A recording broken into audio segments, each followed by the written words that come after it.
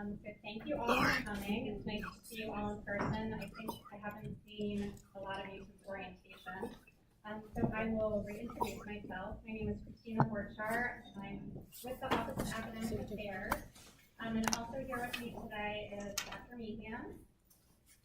Dr. Morgan is in the back. And we also have two current students who were kind enough to spend some time with us today. Sunny Chowdhury, who's a D2, and Katie Bell, who is a D3. And so what we are here to talk with you about today is the National Board Dental Examination Part 1. And first I want to say congratulations to all you guys for almost being done with your first year.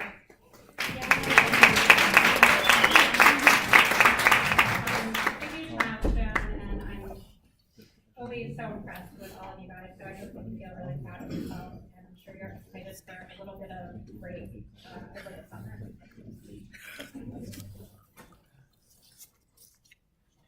Okay, so how we're going to break this down today is these sections. So I'm going to talk about process and policy, so how to sign up for the exam, the test format, and how much it costs. I feel like this was really loud. Some of the logistics involved, and then the school policy related to part of the board. Dr. Meehan's going to cover study resources and how to prepare for the exam. And Dr. Morgan's going to talk about the best approach to studying.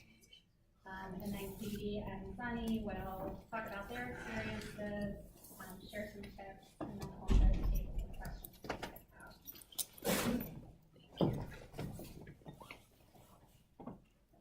Okay, so part 1 of the exam is the comprehensive exam. It's 400 questions, multiple choice, and it's distributed across the 4 disciplines. I should also mention I'm going to send out the NBDE guide, the examinee guide, and this has lots of great information in it, everything you need to know about the exam itself, logistics of test day. So make sure that when I send that you're reading through that, a lot of important information. So the exam is a full-length exam. So you have 8.5 hours if you use all of the time and all of the scheduled breaks. So just keep in mind that it's a full-day exam, much longer than the DAT. You will take it at a parametric testing center, which is also where you took the DAT. So you're familiar with the testing site already, so that's a good thing. So just keep in mind that it could be a long day. Make sure that you get enough sleep the night before, eat breakfast, do anything you can to relieve any stressors.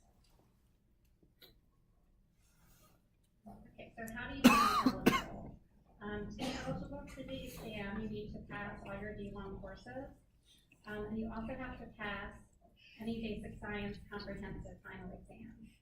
So gross anatomy has this requirement, and what this means is that you may pass the exam, you may pass the class, but if you get below a 70 in the final exam, you'll be asked to retake the exam before you can be approved for board. So just make sure that you review your basic science syllabi and make sure that you're familiar with any basic science class that might have this requirement. Yes. So assuming that you've satisfied those two things, you'll become eligible about June 1st. And the reason it's June 1st is because grades are due to our office on May 22nd, so we just need time to process everything, and then we can start approving you.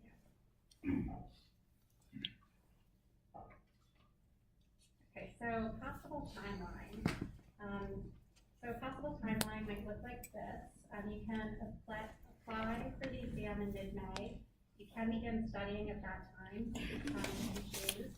Become eligible about June 1st, as I mentioned, and I'll start approving your applications as soon as I can. So I see everyone's name in the hub, and once you're eligible, I'll go ahead and start approving. So then after I approve, and this is important to keep in mind because I do get a lot of questions about this, you'll apply, I'll approve you if you're eligible, and then the JC NBDE has to process it on their end. It takes a few business days. and then you'll get an email letting you know that you can apply. So just keep in mind it's not an immediate thing. There's some processing time built in. So you receive an email from the JCMD that you're eligible, and you can go ahead and schedule an exam date with Prometric. Testing centers book 30 to 45 days out. Some are going to be busier than others, just depending on the location. So just make sure you keep that in mind, and we'll ask you to sit for the exam sometime during the summer before D2. We'll talk a little bit more about that. So we highly recommend that you prepare 4 to 6 weeks, and Dr. Meehan's going to cover this a little bit more in depth. And we really recommend a testing date no earlier than the week of July 1st.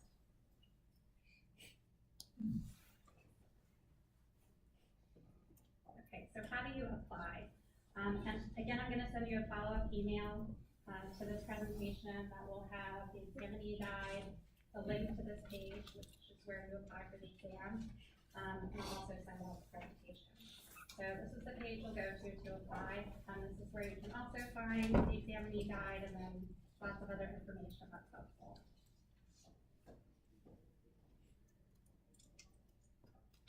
So these are the relevant fees. The exam costs $425 to apply. And then there are some other miscellaneous fees. I think most important for you all to know is the rescheduling fees. You have to do that. So just keep in mind that the further in advance you have to reschedule, the lower the fee will be.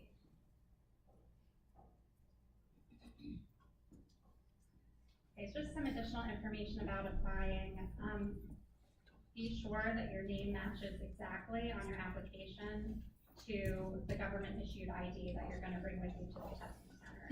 If it doesn't, you're probably not going to be able to test that day. So just make sure that you have all of that lined up. Exam fees are non-refundable and non-transferable. And there are some extra fees. This last thing isn't really going to apply to you guys at this point, but once you pay for the exam, it's only good for 6 months. And then if you have to apply again after 6 months, you have to pay $425. So this may come into play if you have to retest. Okay, so just some other miscellaneous information. There are testing accommodations available. You will apply for them through the ADA.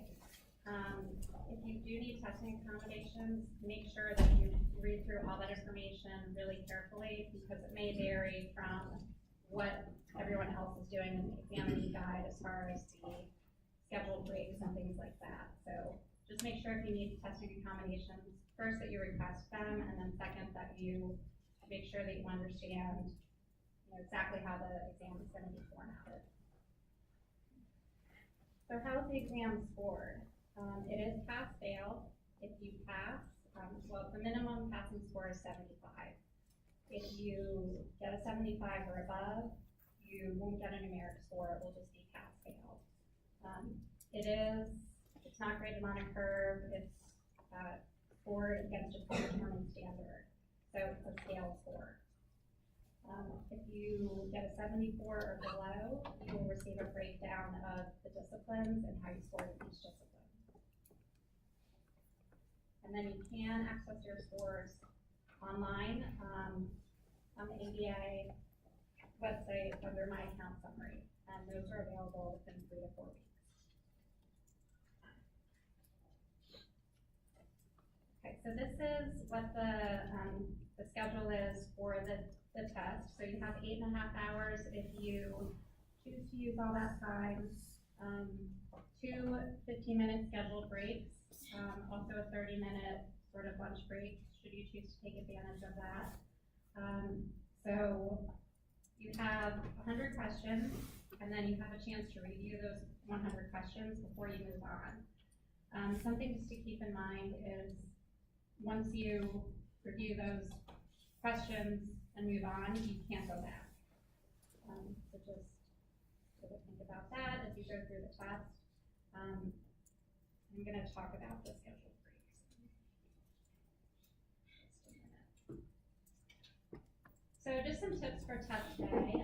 When you go to the Prometric Testing Center and you check in, I know you're all familiar with the check-in process, but just a reminder, if you're wearing glasses, you're going to be asked to remove them for the check-in process. You can put them back on.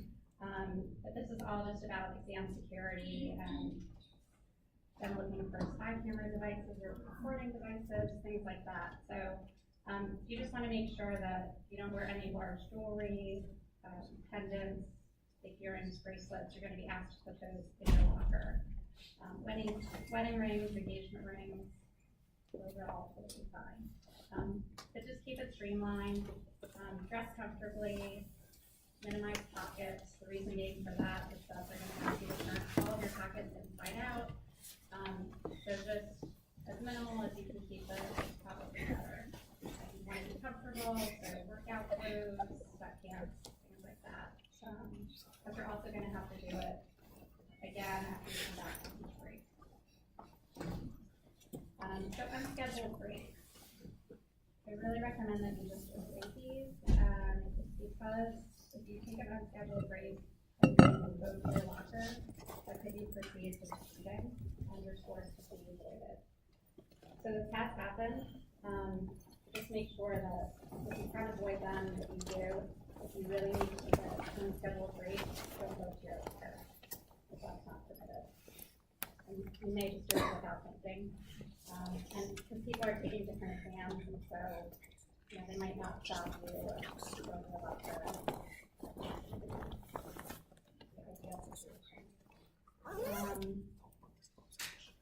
If you want to be really safe, leave your phone in the car for the day. So like you might need to take an unscheduled break and you might check it. So just be really safe with that in your car. So scores can be negated for outright cheating, disruptive behavior. So anything in the exam room that's disruptive, your scores can be avoided for that as well. So number 3 is just about making sure that you remain stress-free the morning of the exam. And I would recommend that if you're not familiar with the testing center that you're going to, that you maybe do a dry run. Just make sure that you know where to park, what the traffic patterns are like, just so that you can do everything you can to ease your stress the morning of. There is a test drive option at Prometric where you can go through the check-in process and then take a little mock exam. It's not going to be mock questions or anything to do with the NBDE, but it'll kind of refamiliarize you with the process of just going to the test center, going through the check-in process. So if you're someone that might help calm your nerves, I recommend that.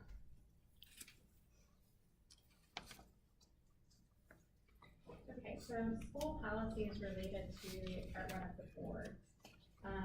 After you complete D1, you'll have a maximum of 3 attempts within 15 months of eligibility to pass.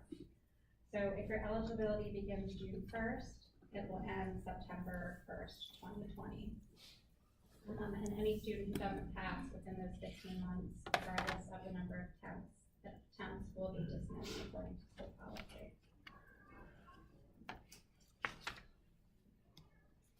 Okay, so the deadlines related to the policy are meant to keep you on track so that you can enter clinic on time. So we ask that the first attempt must occur prior to October 1 of so October 1, 2019. And then if you do need a second attempt, you will need to retest before April 1st, 2020.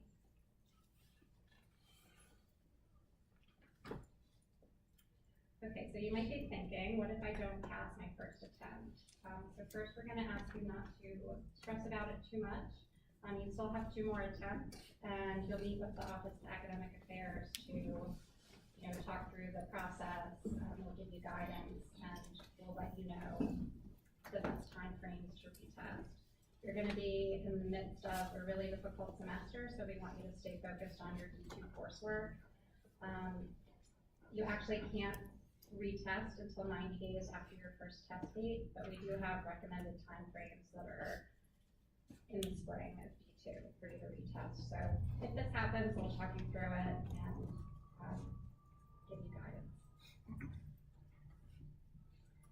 So what if you don't pass your second attempt? So you do have another chance, but this is where timing gets more crucial because you have the 90-day waiting period and you're getting closer to entering clinic. So you can't enter clinic until you've passed part one of the boards. So this is where the timing is a little more important. Again, you'll meet with the Office of Academic Affairs, we'll strategize and help come up with a plan and talk about possible outcomes. Okay, so here I'm going to turn it over to Dr. Meehan. He's going to cover preparing for the exam and some study resources.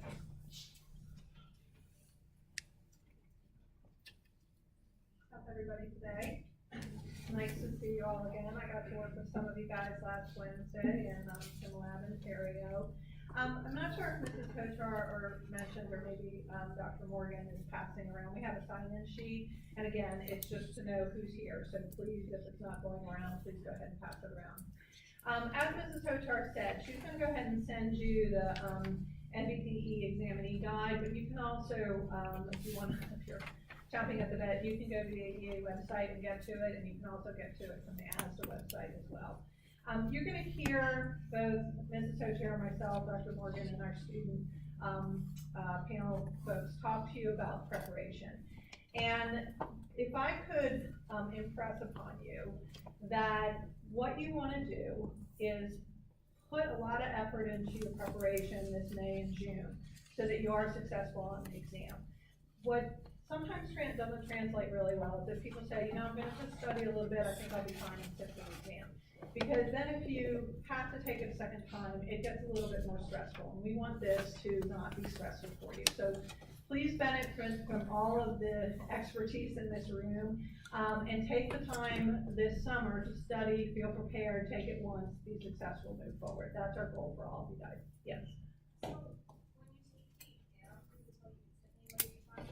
No, it does not. Okay, you'll get your results in about 3 or 4 weeks. We get them in the portal as well.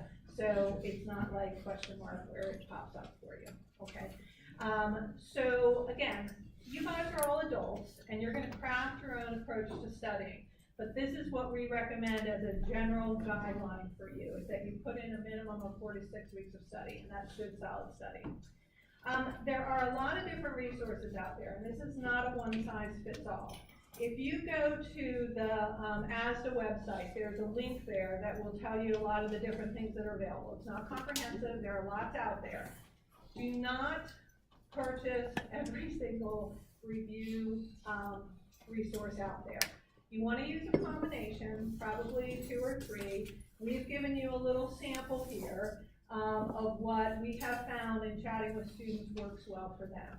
Doesn't mean you have to subscribe to this, but this is a pretty tried and true approach. One thing on the ASDA website that's very, very useful is that you can get old release exams, old release board exams. And those are very helpful because they will help you in terms of the formatting of the questions, and also they're broken out by section, so you can take them in the anatomy section or the dental anatomy section, so you kind of get a read of where you are in your studying. And they're really good because the more chances you get to do practice questions, it's very well documented that practice questions will help you in your performance, whether they're Kaplan Q-Bank, whether they're old release exams. So the more repetition you can do with that, the better. What's important though is that you also have to understand the concepts that are behind those, and we'll talk about that a little bit more. So it's not just getting the right answer, it's understanding why the answer is correct or why the question is incorrect, okay?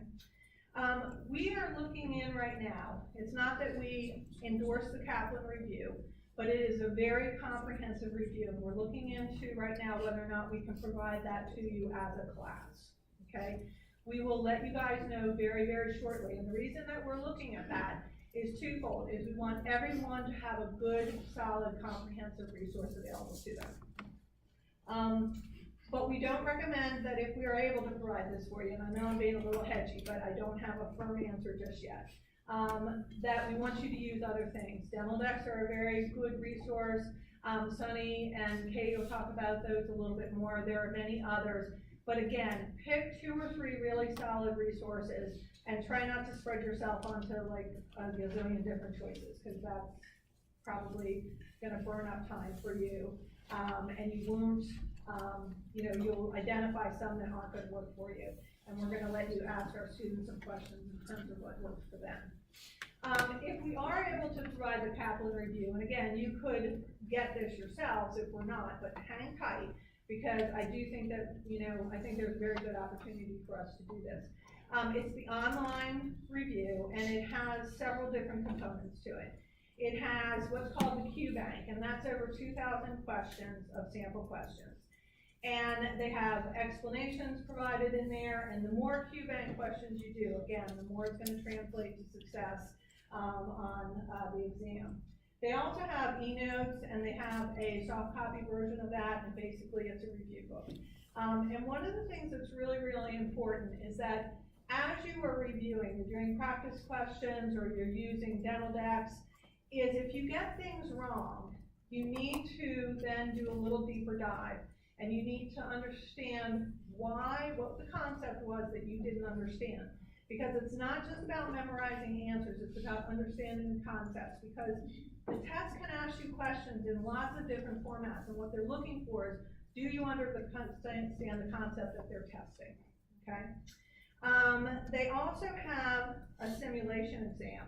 And again, this is one of the reasons that we are looking at this to potentially provide to you, is that we can only access the simulation exam if we institutionally purchase this for you. You can't get to it if you just go and buy it from the retail side. The only thing you can get from the retail side is, I think, the book and the Q bank. So we'll keep you guys posted on that. We'll either call you back here for a quick update, send you an email, so look for that. And what I might do is your class president here by chance? Wonderful. How are you, Devin? You and I and Mrs. Hocher and Dr. Morgan will put our heads together so to make sure everybody gets the message properly if this comes through. And another component of the Kaplan review is they do have a diagnostic test, which is a good way to kind of check your watermark, where you do it as a first step. You see where your areas of strengths are, where the areas are that you need to focus on.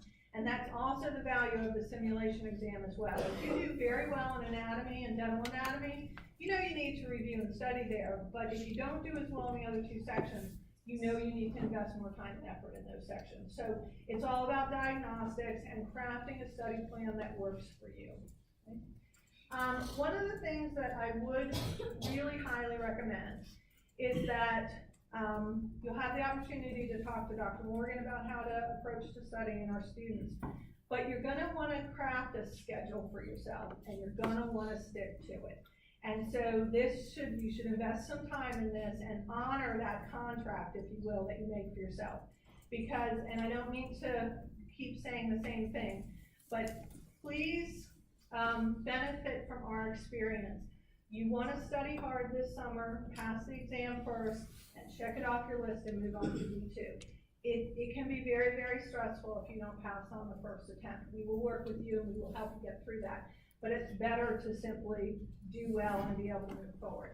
It's also why we've given you all, one of the reasons why we've given you all the summer between first year and second year, is to give you that unstructured time where you can really dedicate yourselves to this.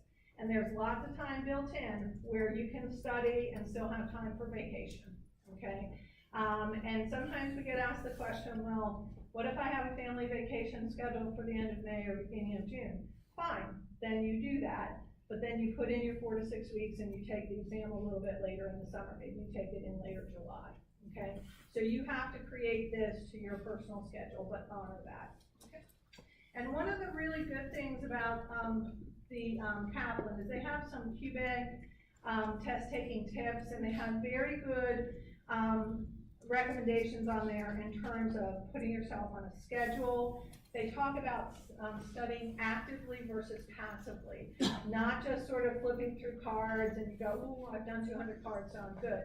It's actively studying so that if you don't understand a concept, that you go back and you do a deeper dive, whether it's with the ebook or in the case dental decks, they have explanations with each of the questions.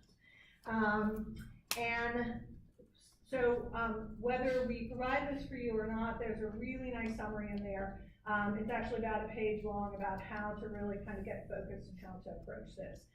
They also make some recommendations when you're doing practice questions, that you do them in different settings, because the Prometric centers are not distraction-free. You have students there who are taking other exams.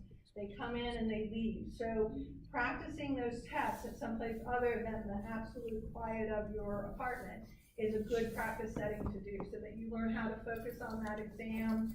They talk a little bit about timing, and if you get thrown by a question, how to strategies to move forward on that and not get locked down on something that, you know, gets you kind of spinning around and gets you distracted. So there are some very good tips there. If we are able to provide you with the Kaplan, in other words, if we can purchase this for your class institutionally, they will give us the opportunity to administer what's called a simulation exam. Regardless of whether we can do that or not, the Kaplan also has diagnostic tests. And again, this is a way for you to dip your toe in the water. I think it's about 140 questions, and it'll help you identify where those areas are that you need to invest a little bit more time, and where those areas are that you're a little bit better prepared. A very positive thing, and I want you guys really to focus on this, is that you have received all, content in all of the subject areas that you're getting tested in. This is why we have D1 structured the way it is. You have gotten this content. You are well prepared, but you do need to study, okay? As far as the simulation goes, we're not going to per se require this if we can in fact provide this for you, but we really recommend that you do it and you participate in it. And the reason being is it's a 7-hour simulation exam, so it will give you a really good dry run where you have to answer questions under a timed setting. It also will help you identify, we don't want you to focus on scores, but we do want you to focus on scores relative to one another, so that if you score well on 2 sections but not so well on the other 2, you know where you need to study. And what we'll do is I'll work with Jasmine and we'll look at potential dates. We are not going to be able to give them to you until, again, if this moves forward, until after the semester finishes, because we want you to focus on finishing D1 successfully and not have this be any kind of distractor. And this is not something that you have to study extensively for. It would be more experiential and to identify where you should invest your studying accordingly. Okay. Okay, so I think I'm going to pause there, and I think we're going to invite Dr. Morgan up.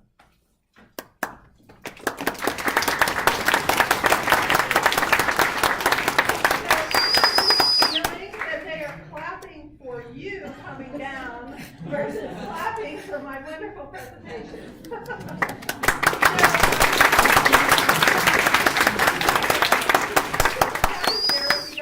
I know you're, as Mrs. Tochar said, I haven't really seen you guys since orientation or other at SimLab, but Dr. Morgan and I have worked together for years and years. We're good pals and we like to joke around with each other, so I have to just poke her just a little bit and give her a little bit of a hard time.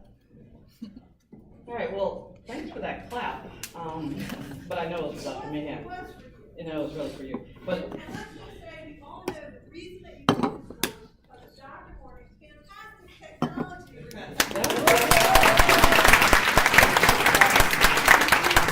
All right.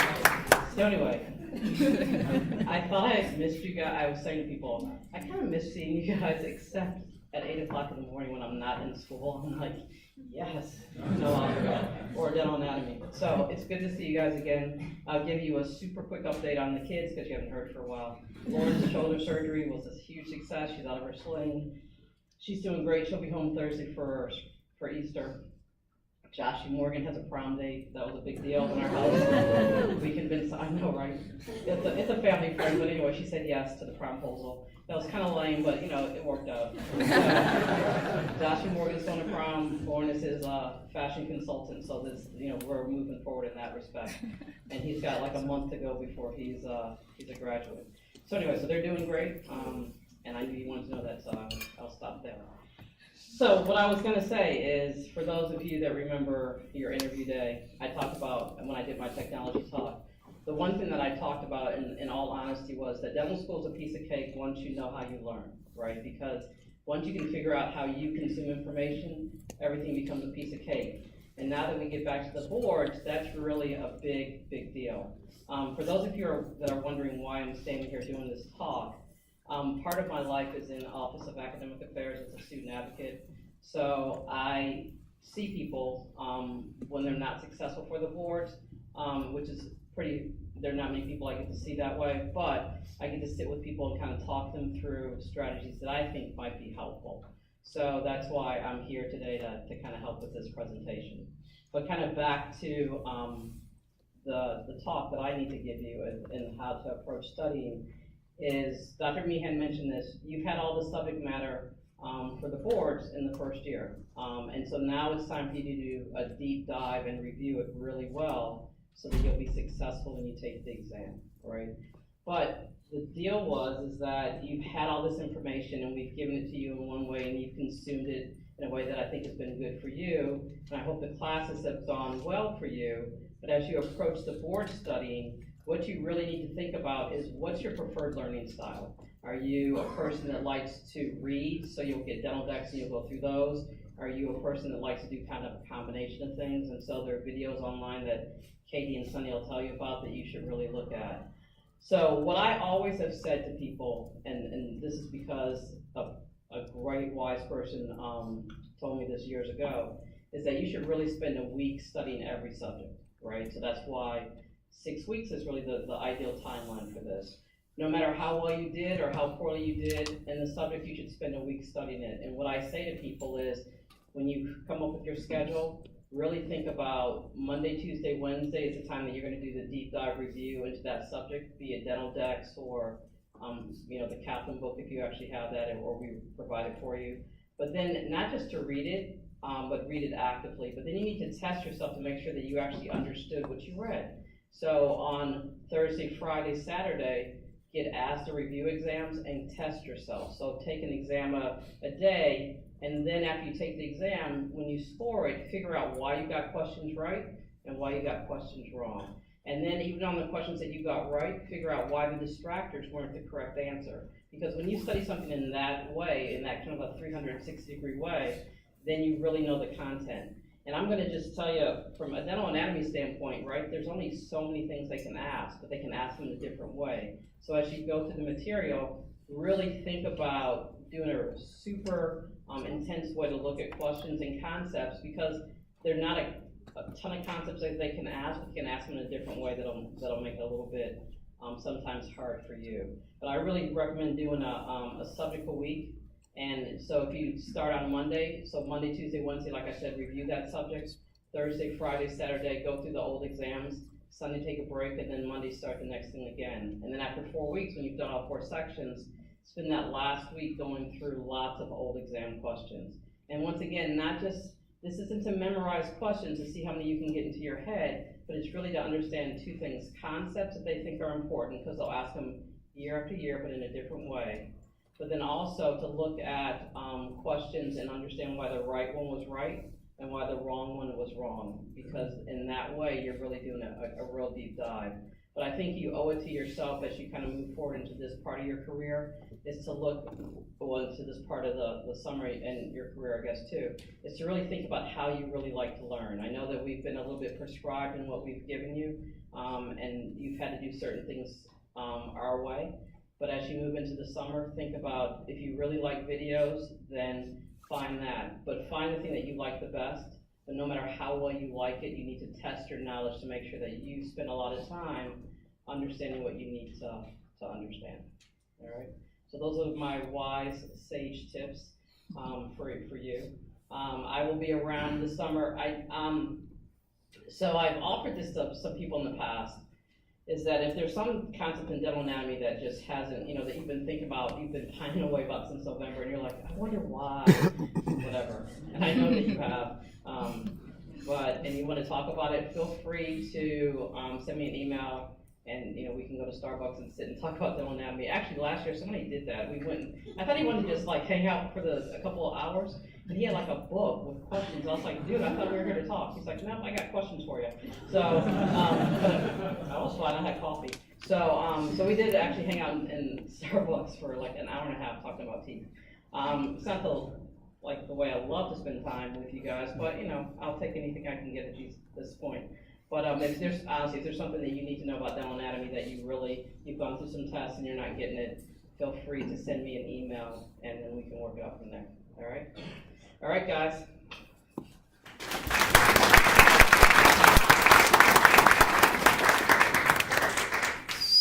Thank you, Dr. Morgan.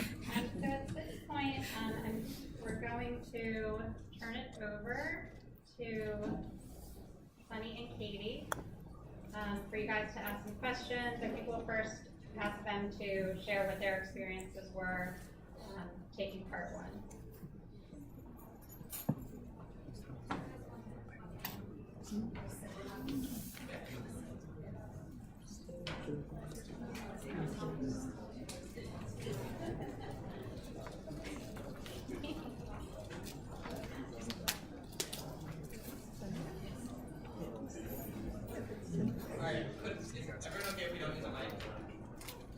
No.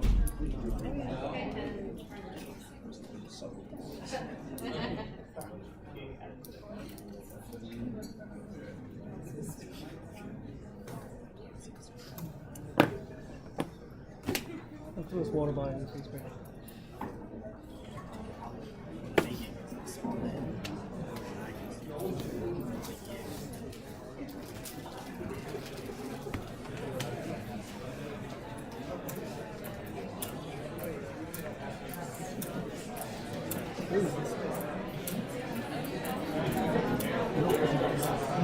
His actual name is not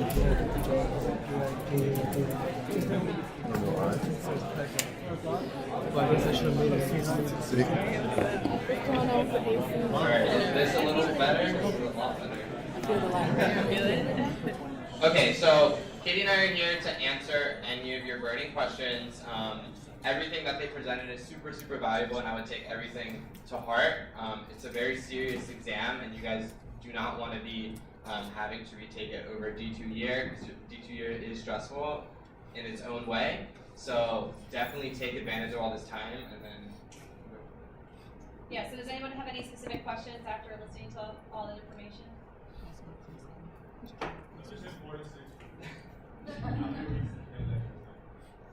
I studied for 5 weeks. So I actually took, right after D1 year, I was completely burnt out. So I took a break and I just had like an impromptu vacation. I didn't even plan it until like a week ahead of time. Went on vacation for a week and a half, and then came back and studied. And I took it either the first or second week of July. I would recommend that. I would definitely listen to what they say. I know you're going to hear from upperclassmen that study 2 weeks, 3 weeks, and truthfully, it's not a good idea. I mean, it's a gamble, and you really don't, it's a hard test. It's a really hard test. And you're going to walk out of there, and even if you studied really hard, you're probably going to think you failed. It's incredibly difficult.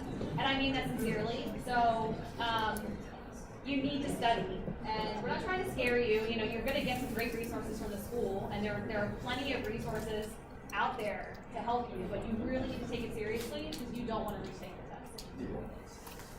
Yeah, echoing that, Katie says she doesn't want to scare you, I want to scare you. It's a hard exam, so like actually take it seriously. I remember walking out of the room and like, I couldn't even tell you, like my brain was done, I was over it, but like I had no idea how I did, like I had no feeling.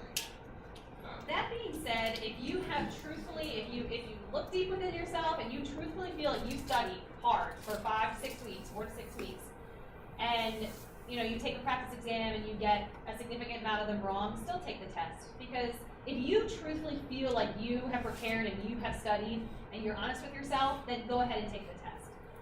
Because there does become a point where, I don't know necessarily how much more information you're going to gain after 6 to 7 weeks. If you feel like you need a full 2 months, that's fine, but like there comes a point where I wouldn't just keep pushing the test back and wasting money on rescheduling. But that's only if you been honest with yourself and you actually have been studying for that time. Yes. If you study for 5 weeks, how many hours per day do you study? Hours per day. It depends. So again, everyone's gonna be different. I can't study like 8-10 hours a day. That's just something I can't do. So if I give you a number, maybe like 6. But you have to hardcore study this. And like everyone had said, like Dr. Morgan and Dr. Meehan had said, like keep testing yourself. That's one thing I feel like I didn't do enough. And on test day, I was testing myself, and I feel like you shouldn't. At that point, you should be very confident in everything you're doing. One piece of advice that upperclassmen gave me was, when you're reading a question, try to answer it without looking at the choices. Because for me, the distractors are like really good distractors, and I would read the distractor, I would read all the choices, and then suddenly like I wouldn't know the answer. So I really tried to like know the facts, and then when I was taking the exam, read the question, and do I know the answer off the top of my head? Is that a choice? I got it. And if it's not, then all right, what could it be? So you kind of have to be strategic about it. And like Dr. Morgan said, dental anatomy, there's only so much they can ask. So that's 100 questions that you guys should be able to nail, you know? They're gonna ask it in different ways, forwards, backwards, but if you really know the concepts, you should be able to nail that. And then going into like the gross anatomy part, they do really focus on head and neck. So like know all your nerves, know your innervations, know your muscles of mastication, and like that's a solid portion of it. So it feels like there's a lot more dental on there than there's listed, if that makes sense. By far, the hardest part of my exam was dental anatomy.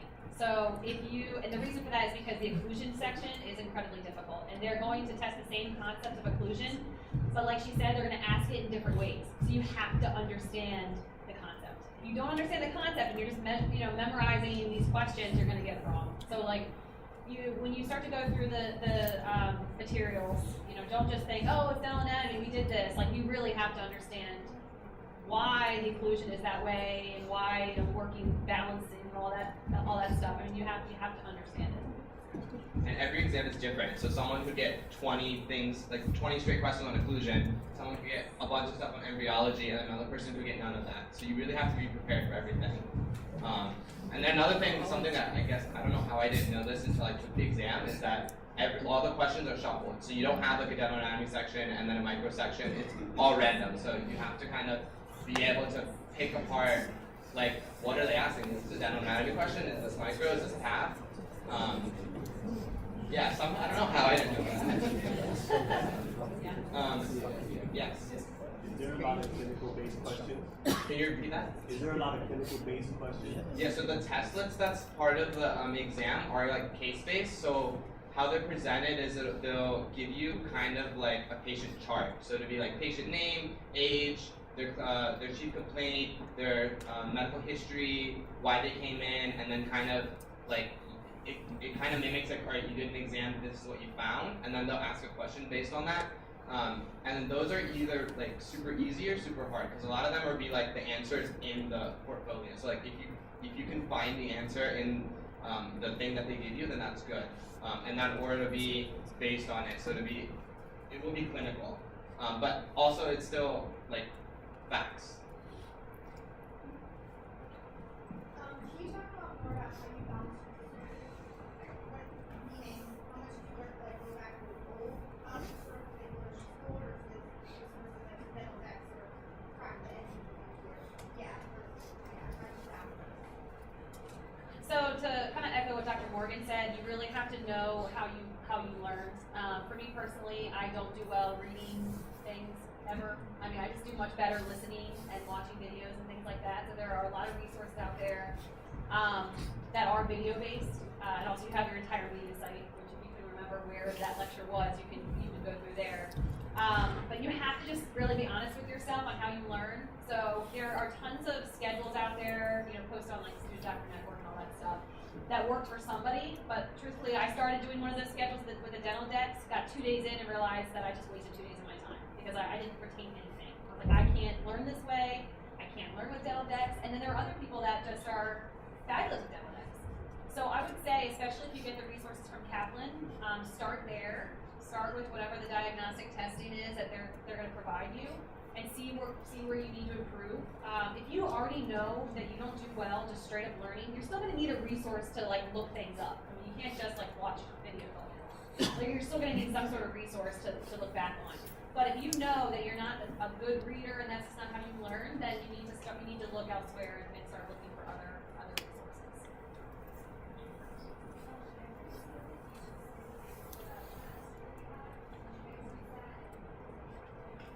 So I think the two or three things that a lot of people use. Okay,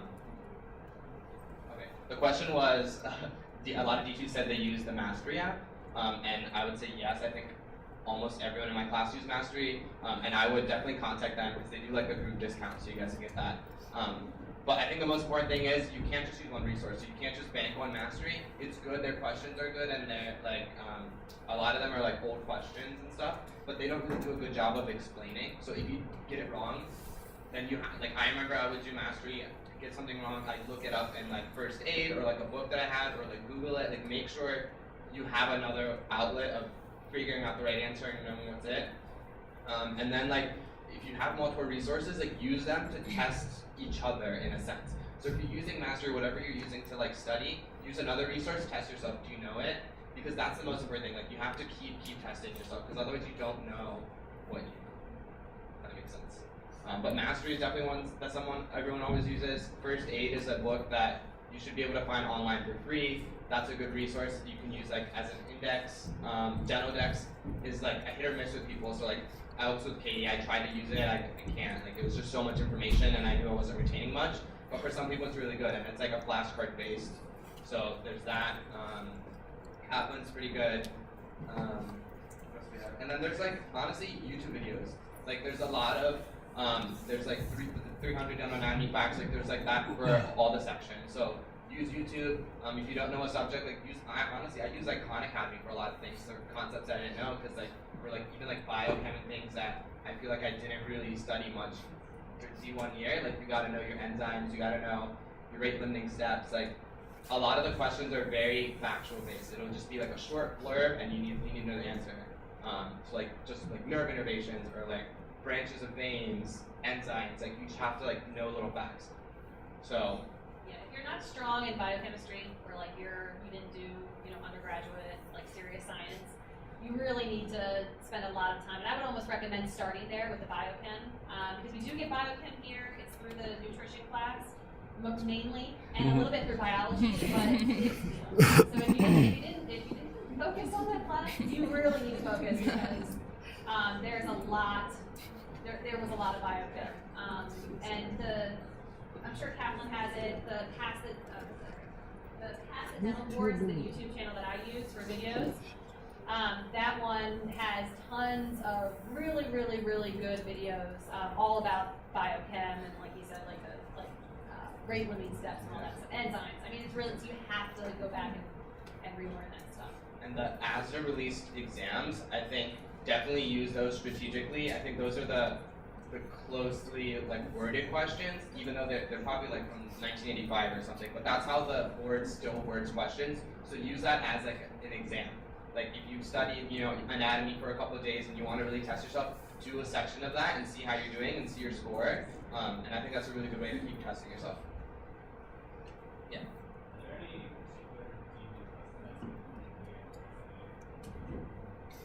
No. It's a comprehensive exam, guys, and you'll see when you like go through the questions, a lot of the stuff you'll be like, what is this? Like, I don't remember this, or like, we barely touched on this. It's a lot. But that being said, I don't think I really use media sites per se to like go back and study, just because that's a hard like thing to go back exactly and find. But like definitely I use all of Dr. Morgan's lectures to go back through, and even like micro was a really good one, because I knew like where the things were, and like it was easy to follow along and to learn. So it's really, again, it's personalized up to you. Is there any value in going back to the slides, or do you recommend sticking with Kaplan or Denodex or some other board resource? The question was if there's any value in going back through like lecture slides. I guess that's a personal preference. To me personally, I don't think there would be any value. Not in a bad way, but just I feel like our exams, how we're tested and how the questions are worded are different than how boards is. So you really have to know your exam. And I remember like, for me, it was a very strategic way of, okay, there's 400 questions, how many do I need to get? I'm really strong in this subject, I'm weak in this one. Is it okay if I'm not as strong in biochem, if I'm really, really good at dental anatomy and micro? So it's like, you kind of have to figure out where you stand. If you took good notes of any kind in certain classes, especially gross anatomy, I mean, I would say that was the one class where I really went back to what notes I took while I was doing gross anatomy. I like your pictures and all kinds of stuff, but like, you know, if you learned something a certain way while you were here, and then the board materials are trying to teach you that subject in a different way, it may not work for you. So like, in that situation, like you should probably go back to your notes or go back to the slides and remember how you learned it, because you did learn it somewhere, somehow in D1 year. It's just remembering where it was and how you learned it at that time, and trying to pull that out of your brain.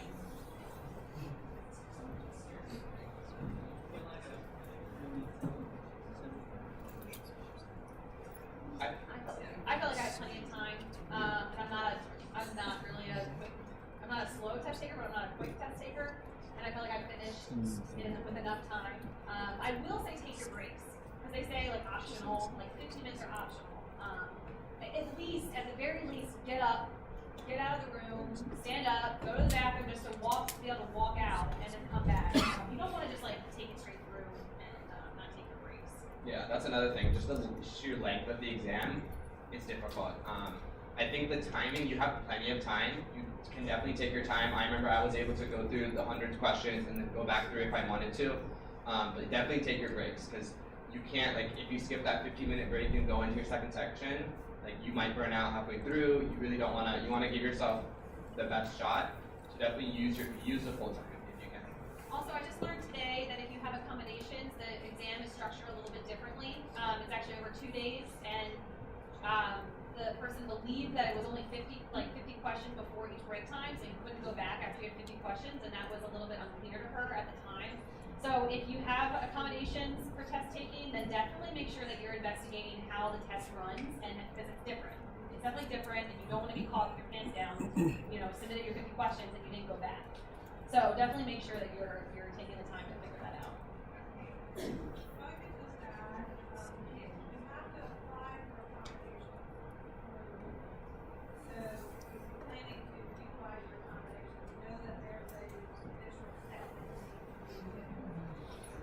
Can you say that on the mic? If you're planning to apply for accommodations for the boards, you actually have to do that. It's not like you automatically, you get that. So there are other steps you have to take in order to get the accommodations for the boards. It's completely differently structured, so they need to plan for that. Thank you. Are most of the questions lengthy? Like, I would say no. Yeah, so it'll literally be like, what nerve innervates your biceps? That would be a question. Like stuff like that. With the cases, they're a little more lengthy because they're kind of give a background, but for the most part, I feel like they're very straight to the point. Like they're not, and there's different question types, and you can see that on like the board's website. Like some will be like the first statement's true, second is false, and then a lot of them are just straight facts. It is similar. I mean, it is. I know we said it's different than what you test in the exams here, but it is similar. So you do have those first statement true, second statement false. Both are correct. Yes. Can you cross out answers like how you were able to with the APs? Yes, I think you can cross out and you can highlight as well. Yeah. And like you can flag questions and go back and stuff. Yeah. With the grading, do you need to get a 75 in each of the 4 sections, or do you just need a 75 to average to pass? It's a 75 like combined out of your 400. Yeah. Okay. Mm-hmm.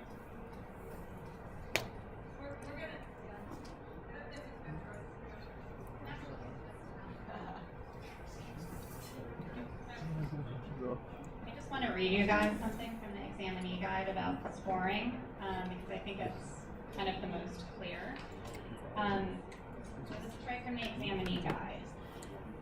So scale scores range from 49 to 99, with a score of 75 representing the minimum passing score.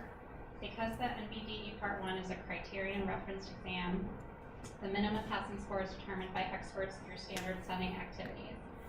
Examination passing standards are reviewed and updated by subject matter experts and the Joint Commission on a periodic basis.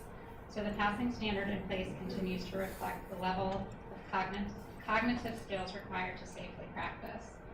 Candidate's total score is computed using the total number of correct answers selected by the candidate. The total score is then converted to a scale score, which adjusts for any minor differences in difficulty across NBDE 1 forms. So is that helpful? So it's the number of questions, total questions that you get right. Do you use earplugs or soundproof? I think they provide soundproof headphones, and then they give you 2 sheets of like expo papers like we have, and you get markers, and I think you only get 2, but if you need more, you ask for more and they'll swap them out. So they give you everything you need. I don't know if they have earplugs, but I know they have the soundproof headset. But it is, I mean, I don't know if you remember taking it at the sites. I mean, you're taking it with people who are like literally reading out loud. So you should definitely, I never even thought about this, but you should definitely test yourself in like a library setting, somewhere where there's other people around talking, because that really threw me off. I mean, people are literally, I think they're taking like English tests and things, and they're speaking out loud while you're trying to, so it is very distracting. Even with the, I mean, the noise-proof headphones are only, they don't drown everything. So definitely take some time to practice in a noisy setting. Yeah.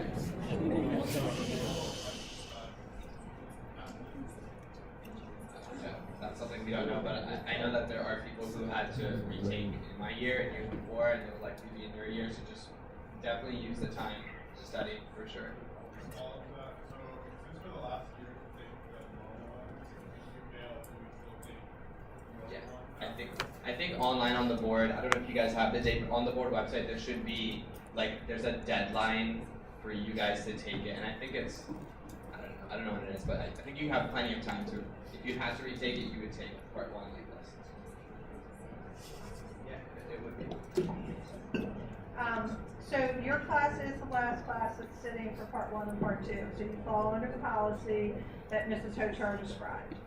Okay, and I will share with you, I actually think there's an advantage to taking these exams because we know how our students do on them traditionally. I mean, I think you could look at it either way, but we don't see you as being disadvantaged at all. In fact, I think we feel a little bit more comfortable that you guys are sitting for part 2 because we don't know how students are going to do on the integrated exam. You know, they say that they think students will do well, but we'll know when we know. So, okay.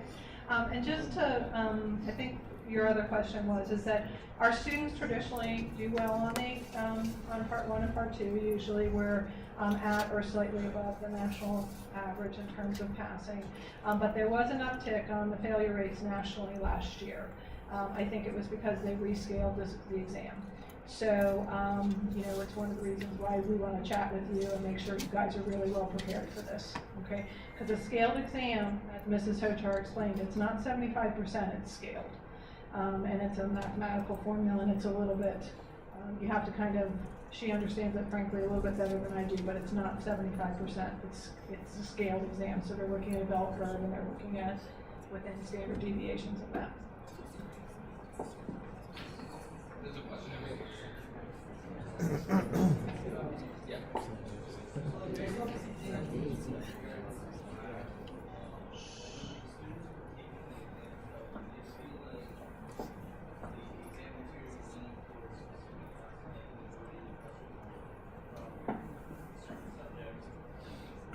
So there are different exams. Not everybody's taking the same exam. And each exam has more of something. So unfortunately, you don't know what exam you're going to get. So mine was very heavy in inclusion and very heavy in general pathology. My entire exam was like physiology and general pathology. So if you like Dr. Brooks' lectures, you will be well prepared. I mean, I'm not kidding, it was the entire exam. But then there were other people that said that they had none of that and they had all embryology. So, yeah. So the sections definitely remain true, but I think within those sections, what you get tested can vary.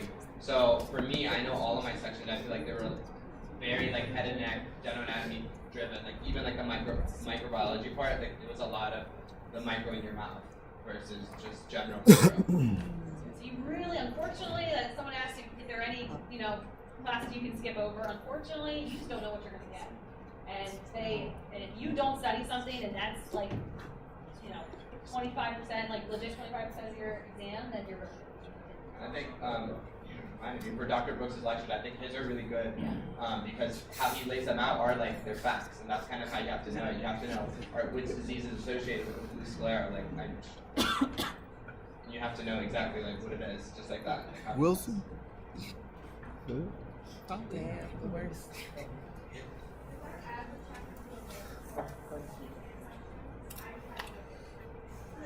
I'm not sure. I know there's like ASDA has released exams that are free online. I know you can buy them. I don't know. I don't remember if they did it for our class. If ASDA does like a group ordering for theirs. Yeah, I mean, I would do it amongst your class if you guys want to do that. And see, but there's definitely some free ones online, and those are just as like valuable. I feel like, yeah. So when you say it's like head and neck, is there still like a good bit of questions for like the rest of the body, or would you say like the main two? There definitely are, but I know from what I remember it was more so head and neck, but yeah, you'll still get asked about kidneys and like the reproductive tract. I got a lot of body questions. Yeah. I didn't get any head and neck. So like I said, it depends on what exam you get, because mine was just all kinds of body questions. Like even legs? Like we didn't learn like the bottom part of the body. We can hear what you're saying. Like even the bottom part of the body. Yeah, like yeah, for physiology, sure. Physiology, like kidney disorders, liver disorders, everything you learn in physiology, which is basically general pathology, because those are classes put together, in my mind. That you need to know those two classes. Yeah, all your hormones, the renal system, like everything. Like honestly, it's Not like what's the muscle of the leg, how much does the fibia take pound per, none of that, but stuff that you learn in class, like systems.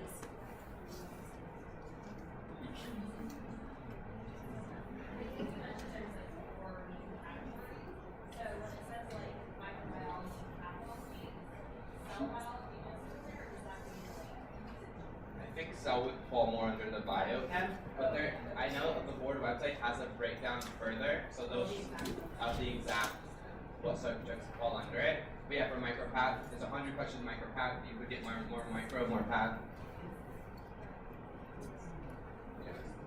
I think we have time for a couple more questions for Sunny, Katie. Anyone have any? You're gonna be fine.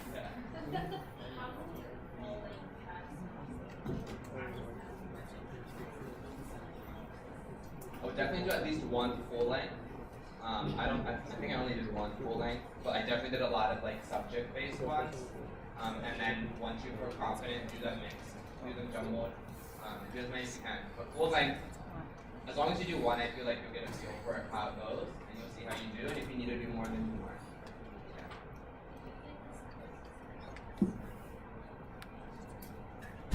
So all of the resources kind of have that. So mastery, you can do it mixed, you can do it based on subjects, and I think they break down even further. And the same with Kaplan. So all those QBank stuff, you can do it how you can kind of make it how you want it. So one thing, I didn't have access to any diagnostic tests ahead of time, but had I had access to that, or I thought about it at the time, I really would have taken one ahead of time to see where you're lacking, or just to kind of whip you into shape and be like, oh my gosh, I actually really do need to study for this, because you're gonna take it and it's gonna probably give you some really good information on where you need to study. And then I would not take a full length test like the day before you're about to take another full length test. I think that's a really poor decision. And truthfully, I wouldn't even do a ton of new studying a couple days before the test. I mean, very basic review. Get kind of like your overarching concepts in your head, but like a couple days for the exam. Don't psych yourself out by taking full length exams. First off, it's exhausting, and second, it's not really gonna help you with that exam. Everyone in here is capable of passing, and you guys can do it. Just really take it seriously. That's our main point. Do not take this lightly. It's an important thing, and you don't want to be sitting in teacher year balancing this amongst everything else that you're going to have to be doing.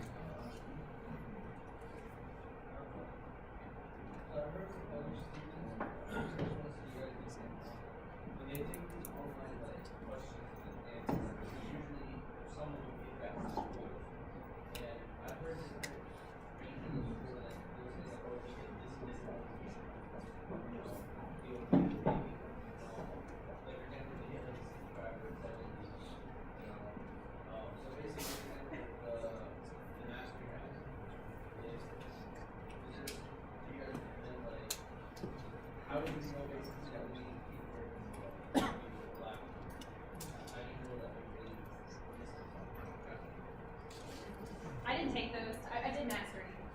It's not comprehensive, but it is a good resource for testing yourself. Truthfully, if I was getting any wrong, I was like, oh my god, I need to do studying. That's just how I felt. I mean, I don't know. Because you're going to see some of the same questions. Like, you're going to take these questions at the beginning, and then you're going to come back to them again. The way that the app works, you're going to come back to them again towards the end of your studying. And if you're studying them wrong, then there's probably a problem. In terms of, like, you just don't know that material. So, Or if you're getting it right just because you remember the question. I don't know that I would focus on, like, a number. Yeah. I don't think there's not a number. Especially if the scale changed, with how they grade that if they're changing the scale, then all those numbers, especially all the ones in Student Doctor Network, and that's not, doesn't mean anything. Yeah, but I would say just be honest with how you're doing it. For mastery, you can reset it so it'll like reset your percentage. So if you wanna like towards the end of your studying reset it and then actually like do it like a test, then there might be more value to what your number is. But as you're studying, it's gonna be, you know, I don't know how valuable that would be. Thank you, guys.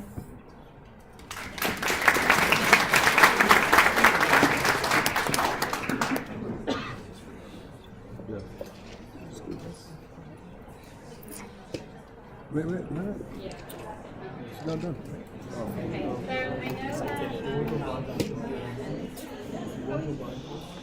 so I know that you guys sent Jasmine, some of you sent her questions, and I think that we got through most of them. There were just two on here that we didn't address. So I'll just go over those, and then we can take any remaining questions in the last few minutes that you guys might have. So one question I actually wasn't clear on, but if anybody sent this question in, or you might be able to clarify it, do you suggest to follow the studying breakout calendar? So I wasn't sure what that was referring to, but if anyone wants to ask that question, or if it's maybe a study breakout calendar that was on another website. So if not, I'll just move on from that. And then, does it show on your record if you retake the board? So it does not appear on your student record. We receive the information, to the school, and then we will follow up with you guys, but it doesn't appear, on your transcript or on your official student record. So I think that we covered everything else as far as the questions that were sent in. Are there any remaining questions? Anything about signing up for the exam? Is everyone clear on that?